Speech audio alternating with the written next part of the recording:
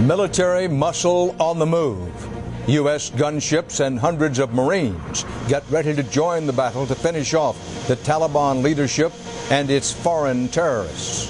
A possible new case of inhalation anthrax, this time in Connecticut.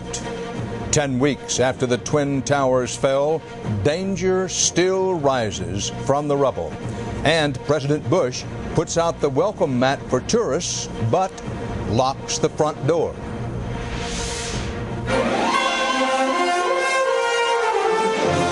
This is the CBS Evening News, with Dan Rather reporting from CBS News headquarters in New York.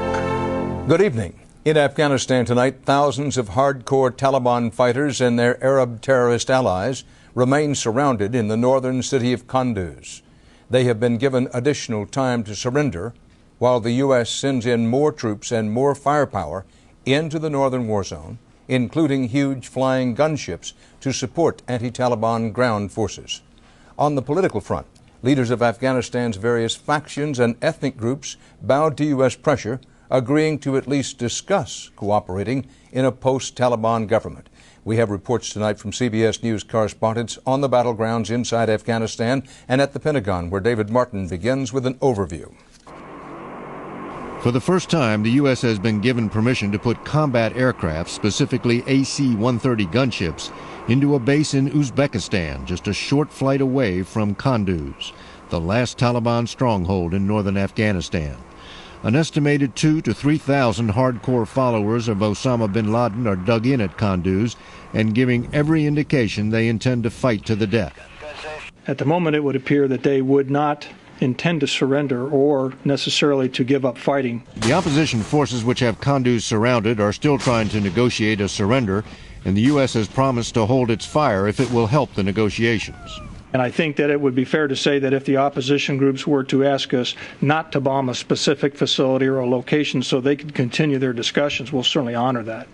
But Defense Secretary Rumsfeld said again today the U.S. is dead set against any deal that allows the fighters bin Laden brought into the country to escape. It would be most unfortunate if the foreigners in Afghanistan, the Al-Qaeda and the Chechens and others who have been there working with the Taliban, if those folks were set free. And the Pentagon announced more American soldiers will soon be moving into northern Afghanistan to pave the way for future humanitarian assistance operation. And that work may include engineers for road repairs and explosive ordnance details to clear mines and booby traps. And combat troops as well. A force of 1,500 Marines off the coast of Pakistan could fly into Afghanistan within the next several days as the U.S. steps up the hunt for bin Laden. And there are longer-range plans for sending in several hundred airborne troops from the U.S. Although bin Laden and the Taliban seem to be in dire straits, there is no sign the U.S. military campaign is easing up. If anything, it is still growing in both size and intensity. Dan? David Martin reporting live from the Pentagon. In the northern battle zone, this was a relatively quiet day as leaders of the anti-Taliban United Front thought through how and when to attack if they can't negotiate a surrender. This could be a decisive battle, as CBS's Byron Pitts reports from just behind the front lines on the road to Kunduz. For the first time in days, the bombings were kept to a minimum in northern Afghanistan. With winter fast approaching, United Front troops along the front seem worried more about warmth than war, as their commanders continued negotiations with Taliban leaders. Both sides in search of a peaceful end to this battle over Kunduz. How much longer would you negotiate before you use force to remove the Taliban? We will give the Taliban a few more days, says United Front General Dawood, adding either they surrender or we will kill them. There is no shortage of death or brutality here. The Taliban shot this United Front soldier and then set his body on fire. He was the younger brother of one of the United Front's leading generals.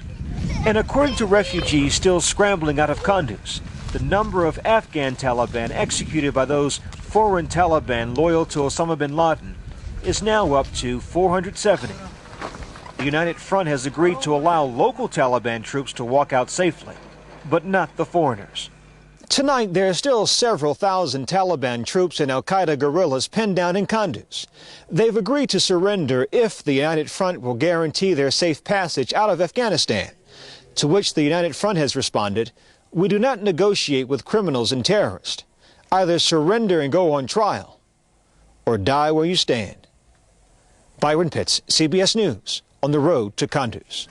However long it takes to complete the Taliban's destruction, the leaders of Afghanistan's many factions and ethnic groups are now looking to the future.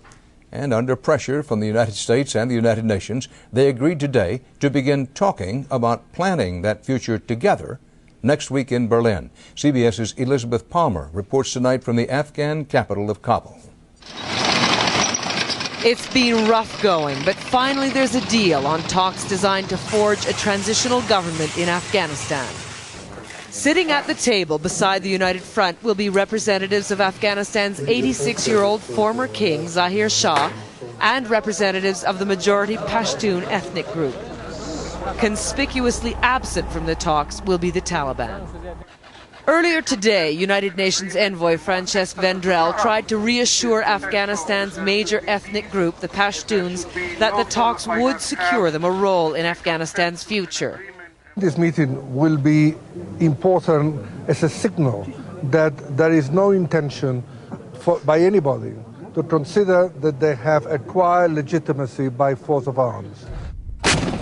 But the United Front and its commanders have already taken 2/3 of this country by force of arms. Afghanistan's violent history shows those same commanders would rather fight than share their power. The United Front's foreign minister, Abdullah believes this time, though, war-weary Afghans will force the commanders to cooperate. If one or two doesn't want to do that, he will be isolated. There is enough pressure from the grassroots to create that system and to end up, to put an end to the old structure. The United Front has not ruled out the possibility of a multinational force here, but the question of who would oversee the power sharing is still a very sensitive one, and it's quite clear the United Front doesn't like the idea of foreigners policing the peace. Elizabeth Palmer, CBS News, Kabul. Even as their old enemies began planning a future without them, leaders of the Taliban put on a show of confidence today in Afghanistan's southern province of Kandahar. The region is home to the Pashtun ethnic group, and as CBS's Ellen Pizzey reports tonight, for now it is also still Taliban territory. The southern end of Kandahar province may be the Taliban's last stronghold, but from all outward appearances it remains very much under their control. There have been rumors of U.S. Special Forces operating here, but Taliban officials who allowed a contingent of foreign journalists in claim that is simply not possible. Nor is the Taliban making a deal with Pashtun tribal leaders to hand over power, according to a Taliban foreign ministry spokesman. There are no negotiations, Najibullah Sherzar Akhund says, adding that the Taliban will talk with anyone who wants to do things their way.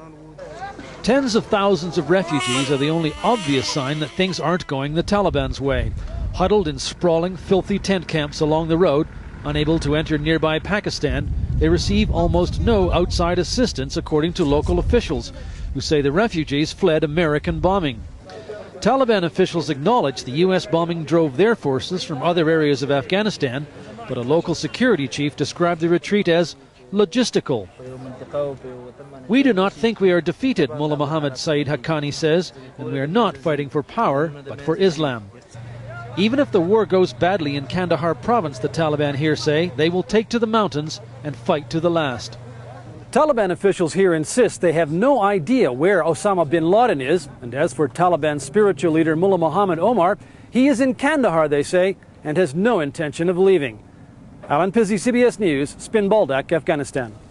The bodies of 4 journalists killed yesterday near Jalalabad, Afghanistan, were recovered today and returned to the city. The 4 were shot by unidentified gunmen who ambushed their convoy in a narrow pass on the road to Kabul. They include an Afghan and an Australian working for the Reuters news agency and 2 newspaper reporters from Spain and